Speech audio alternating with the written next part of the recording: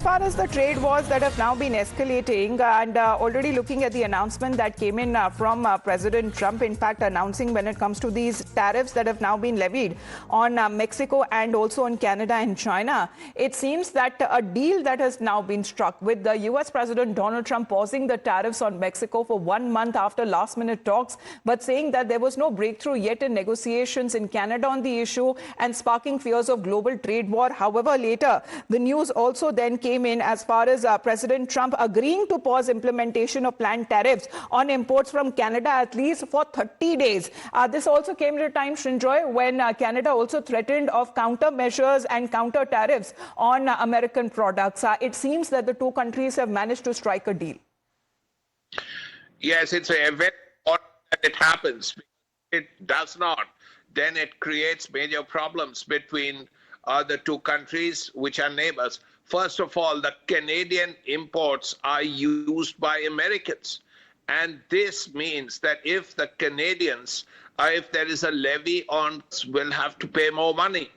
Now, this has two problems. This creates two problems. First, it can lead to inflation.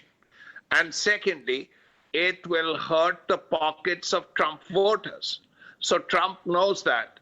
And these things have to be thought through, which is why this 30 days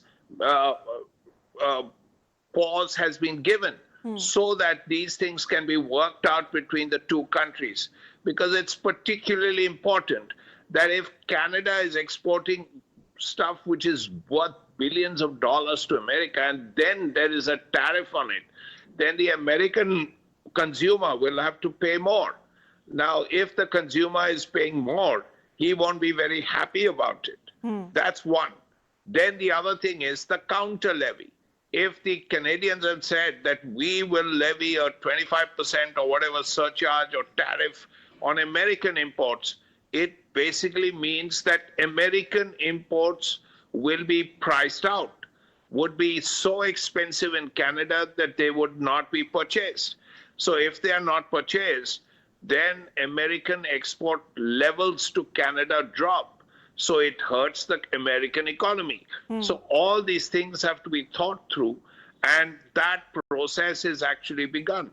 All right. So this seems as far as a deal that has now been struck, as far as this month-long pause that has now been announced. However, it was Donald Trump announcing that he would impose 25% tariffs on goods coming from Mexico and Canada and 10% tariffs on goods imported from China. Also planning to impose 10% tariff on energy resources coming in from Canada as well.